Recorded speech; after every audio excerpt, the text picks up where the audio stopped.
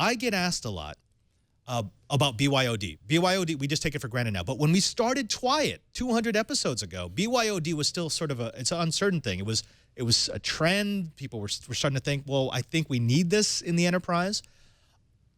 And they want to know where it started. And I always say it started with the iPhone. And they say, well, but we had the BlackBerry before the iPhone. I think what you talked about, the fact that I could get more than just my email, that's really what established the BYOD part, where people were saying, this is a personal device that does so much for me that I need to connect it to the enterprise. Okay, but we had BYOD many years before that, where you'd have an employee come into a company and go up to the IT guys and say, hey, I have my own personal laptop. And people would go, ooh, you have a laptop? You have a portable computing device? And you say, I want to use this on the LAN. And all of a sudden, the IT departments are like struggling to wonder, what do we do with this? And they had to learn how to overcome that and say, yes, here's the policy. Here's how we're going to get this portable device on the LAN. It's just that that's been forgotten about as we end up coming to the next iteration of, I now have my own portable device that is my phone or my iPad or otherwise. And IT departments have to relearn that again of, how do you deal with this? You can't just say no, because you're limiting the business functionality of the user, not just the application, but the user is now being hindered. And I think that the BlackBerries, I had a BlackBerry for a while, back when a BlackBerry was basically a glorified bidirectional pager.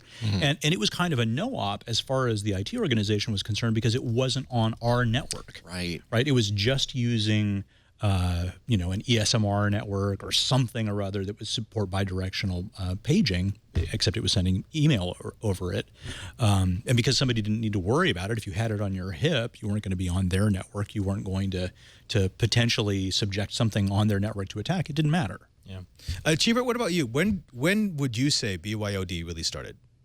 Well, I'd love to say the BlackBerry, but I can't, because in order to integrate that into the enterprise, you had to have the BlackBerry Enterprise server to really link it in. My personal opinion is I really think it was the iPhone. You know, as much as I hate to say that, I think it is. I'm the same way. And actually, Curtis, let me get you in here before we yell at Lou, because his company is at fault for this. But I remember this about my first iPhone experience, because I was in DC and I was setting up Exchange and everything. And iPhone worked out of the box with Exchange. Was very happy, no problem. And then I started setting up some Windows mobile devices, and it was a freaking nightmare because it did not work out of the box. You actually had to buy separate licensing, not only separate licensing, but you had to buy a separate server that interfaced with Exchange, then would interface with the Windows Phone. And it was one of these things where it's like, do you not get it? I mean, people want to use their mobile devices. Do you remember that debacle? Did you have anything to do with bringing out the truth of iPhone in the enterprise? Well, you know, the thing, here's what happened in my recollection of what I covered back then. Yes, it was the iPhone, and later it just kicked into overdrive with the iPad, only partially because they were easy to set up. The other thing is, who was bringing them into the enterprise?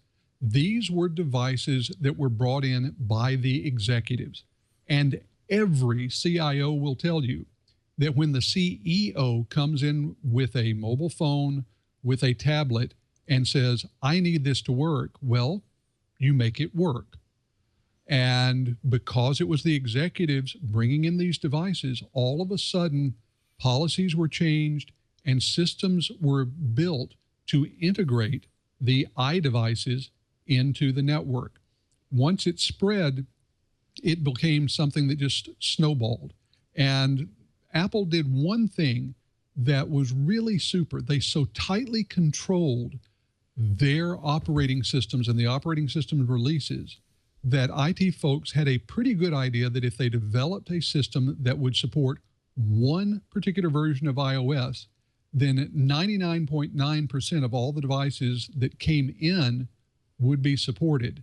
That's been the big downfall of Android, because you can't simply support Android. You've got to support 4,962 versions of Android, or you just say that iPhone is the way to go. Right. Lou, I'm not letting you off the hook, because I know that's not your division that did any of this, but still, it's your company, and they did a bad thing, and you should feel bad. But Matt S. in the chat room points out, and this is what I love, because I had a Pocket PC phone, and it worked perfectly with Exchange. I used it. In fact, I had that same phone from like 2002 to 2006, I think. And then I got a Windows Mobile phone, and I figured, oh, all the same things are going to work, and then it didn't work with Exchange Server. What was happening in the background that let that occur?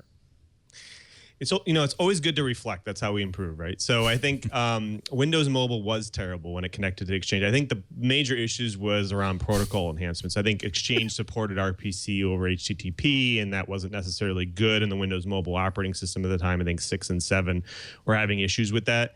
And then ActiveSync kind of came into play, and then the people were using EWS, and then now we have the new MAPI over HTTP. So I think the problem, though, at that time was just that the full support of that protocol, RPC over HTTP, was not necessarily supported 100%.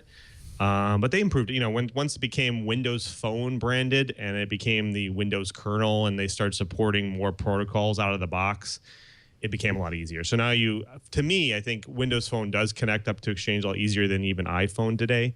But doesn't mean they have the better clients at this point. But yeah, that to me that was a kind of a major issue at that time. It strikes me as that's such a moment of opportunity, not just missed, but opportunity deliberately destroyed. That switch from, okay, we had Windows Pocket PC, Windows CE, then Windows Mobile, Windows Phone Mobile, Windows 10, and you know that, and in that it was always, why is there no consistency here? Shouldn't the OS be getting better as you iterate it? Not they ended up just features? being a whole bunch of unloved children along the way. Yeah, exactly. I mean, I have 3 different Windows devices that could have been great that were all orphaned. Every single one of them. And it always felt as if, okay, there's been a change in the upper echelon. Someone doesn't like the way they were going, and so they just abandoned an entire line. And you know, you could only do that a dozen times to someone before they stop coming back to you. Well, we don't have to dwell on Microsoft anymore. You could look at Palm, for example. Yeah. I mean, I own various Palm devices before the iPhone came out. The market. That is a heartbreaker. Yeah. I loved Palm. I slept with it. It was one of those things. Trail was great. Yeah.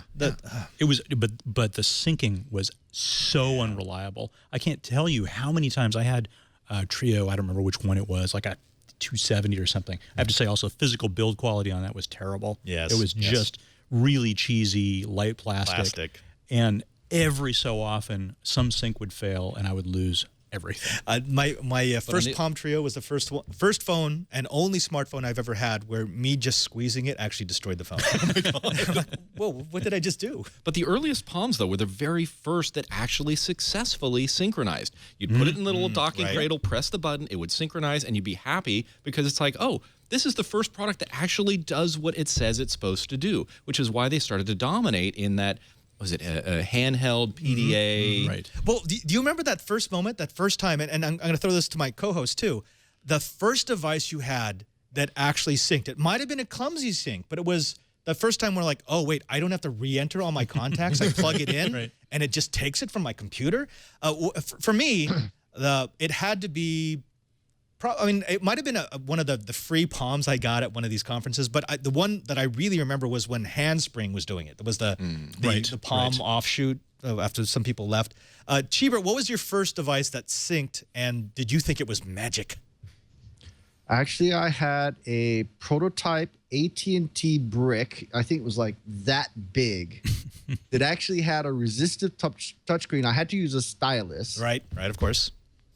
But I could actually get it to grab data off my Windows 3.11 machine, and it worked about 50% of the time. Oh, wait, no, I'm sorry. I was wrong. I remember my first syncing device.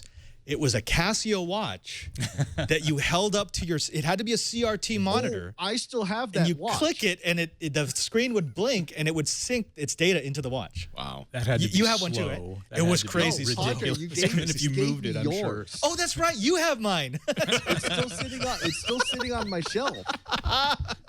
You want it for your museum? That thing will be worth money in a few centuries. Yeah.